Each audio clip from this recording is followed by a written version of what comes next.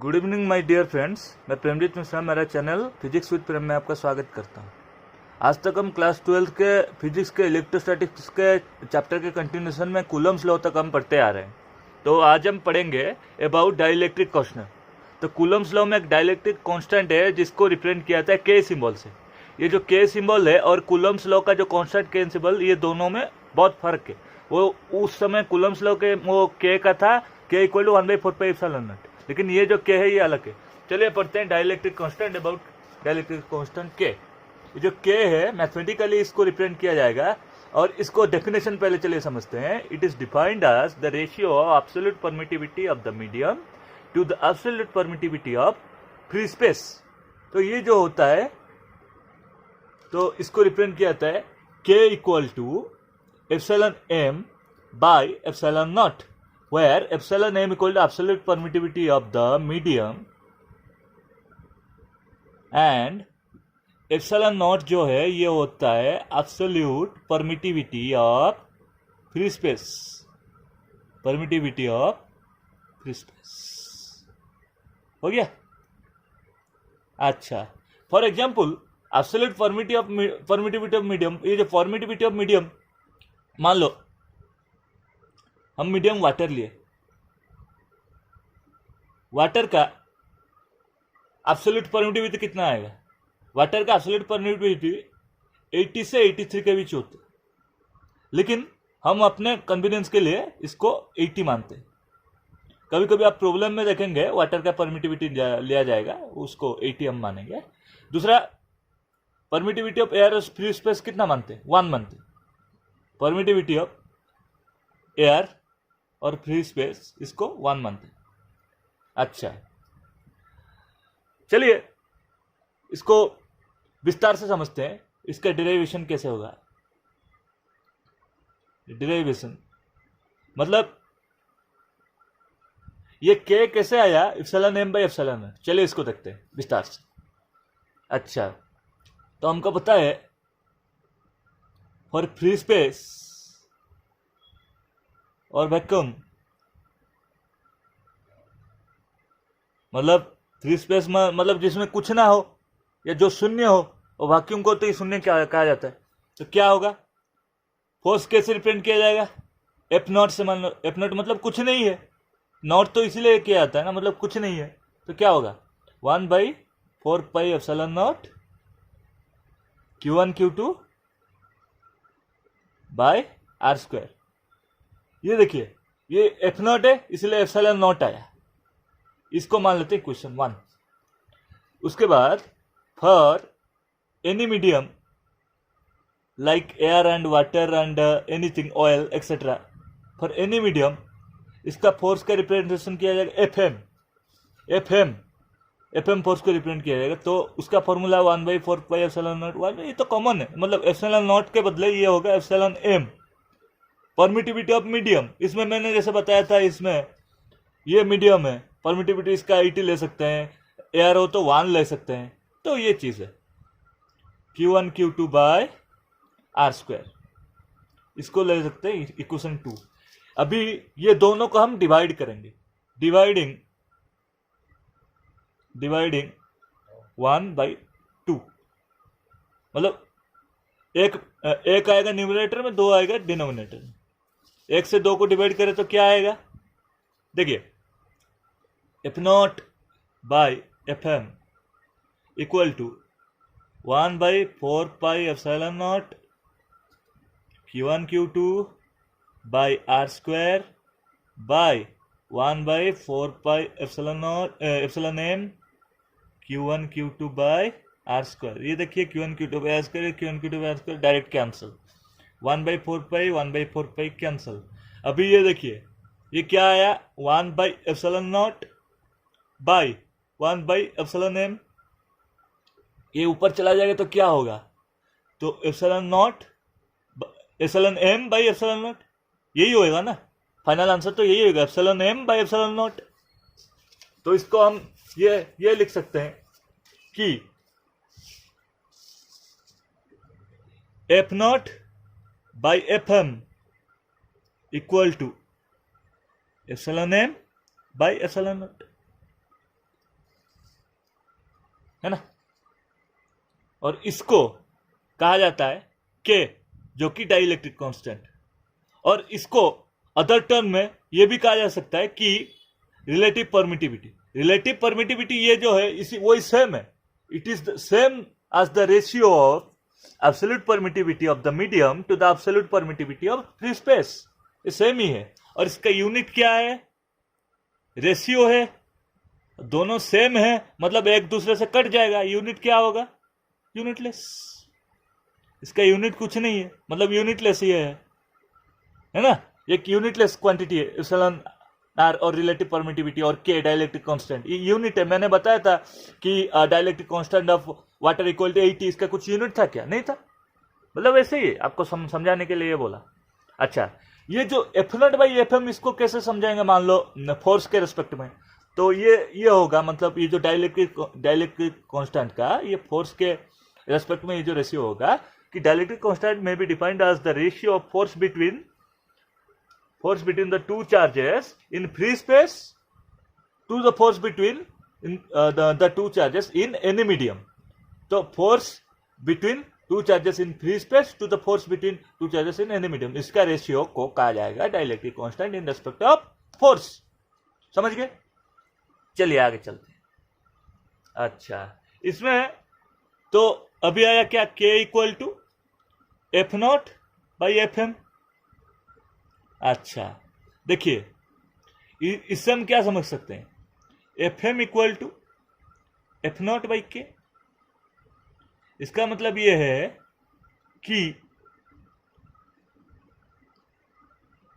Force जो any medium का जो फोर्स है, फोर्स ऑफ अट्रैक्शन और रिपल्सन एनी मीडियम का जो है, ये क्या है? Force between two charges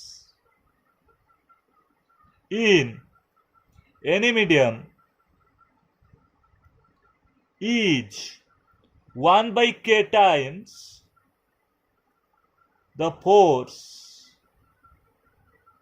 between two charges, वही same two charges in free space.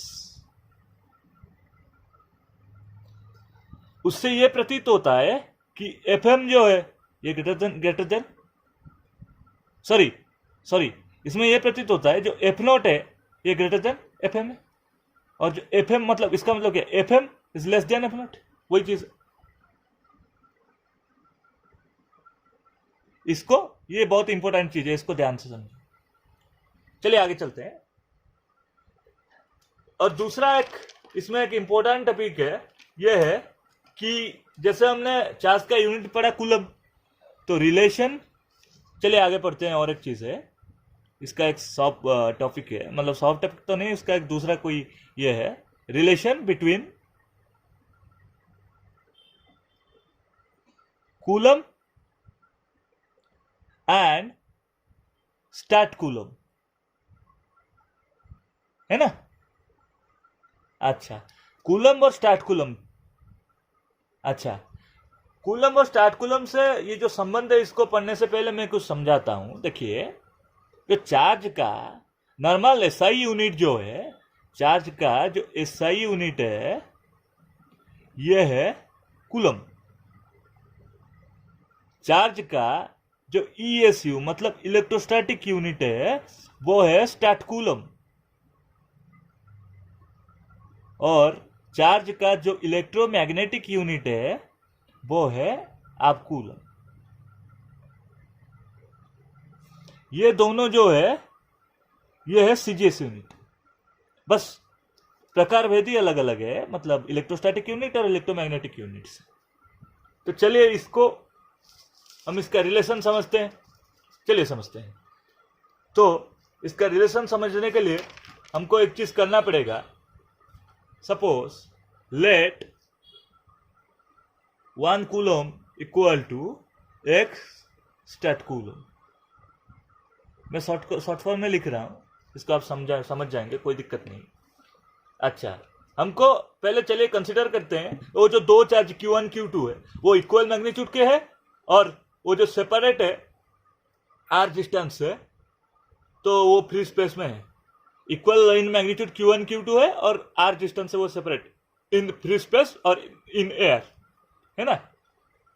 मान लो ये Q1 Q2 दो चार्जेस है, ये r डिस्टेंस से सेपरेटेड है, ये एयर मीडियम में और फ्री स्पेस में है ना, जैसे हम कूलम्स लॉ को कंसीडर करते हैं, है ना। इसमें हम ये मान लेते हैं कि Q1 equal to Q2 equal to 1 coulomb और R equal to 1 metre.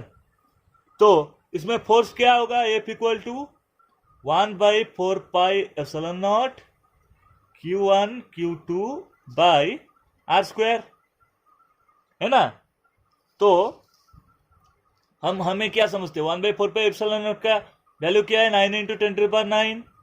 Q1 Q2 सब 1 है, 1 × 1 बाई R भी 1 है, तो 9 × 10⁹ लास्ट को आंसर आएगा न्यूटन में फोर्स का। इसको मान लेते हैं इक्वेशन 1, है ना। तो मैं दूसरा लेता हूं, है ना। आगे ये चलेंगे, इसको फिर लिखेंगे in CGS unit, in CGS unit. CGS unit में क्या आएगा, F equal to K Q1 Q2 by R square. ये जो K है मतलब ये वही 1/4 पाई एप्सिलॉन नॉट है ना। इसमें for air and free space ये जो K है, ये CGS यूनिट में इसको 1 कंसिडर किया जाएगा। तो जो K का वैल्यू है, मैंने बोला था ना, फॉर फ्री स्पेस ये 1 है। तो 1 इंटू ये जो Q1 Q2 है 1 कूलम है ना। तो मतलब 1 कूलम में कितना स्टार्ट कूलम में हम ये करेंगे, मतलब CGS यूनिट में हम डाल रहे हैं ना कूलम को, कितना स्टार्ट कूलम होगा। तो हमने मान लिया है एक स्टार्ट कूलम और एक स्टार्ट कूलम पहले से, एक क्वेश्चन में हम मानने रखिए एक स्टार्ट कूलम और एक स्टार्ट कूलम, है ना। इतना स्टार्ट कूलम है। अभी R को 1 मीटर लिए थे, 1 मीटर को सेंटीमीटर लेंगे तो कितना होगा, 100। 1 मीटर 100 सेंटीमीटर होता है, तो उसका स्क्वायर हो गया। तो ये हो गया क्या, स्टार्ट कूलम, ये हो गया क्या अपना सेंटीमीटर का ये हो गया स्क्वायर, है ना। तो इतना हुआ। तो इसको फाइनल आंसर क्या आएगा, x² बाई 10⁴ डाइन। न्यूटन था, CGS में न्यूटन का फोर्स का ऐसा ही न्यूटन है और CGS में क्या है, डाइन है, बराबर। अच्छा इतना होगा, F इक्वल टू इतना आ गया। इसको लो इक्वेशन 2। अभी इक्वेशन 1 में क्या आया था, इक्वेशन 1 में ये आया था F इक्वल टू 9 × 10⁹ न्यूटन, ये होता है इक्वेशन 1। और इक्वेशन 2 था हुआ F equal to x² by 10⁴ dyne. लेकिन इसको न्यूटन में भी कन्वर्ट करना पड़ेगा, नहीं तो हम कैसे निकालेंगे बताइए। इसको पहले न्यूटन में कन्वर्ट करते हैं, दोनों को इक्वल करेंगे तो कुछ निकालेंगे ना। अच्छा x² बाई 10⁴, है ना, बराबर। ये डाइन है 10⁴, ये टोटल डाइन है। हमें पता है 1 न्यूटन इक्वल टू 10⁵ डाइन, ये पता है हमें, हम 11th क्लास में पढ़ चुके हैं। 1 न्यूटन इक्वल टू 10⁵ डाइन।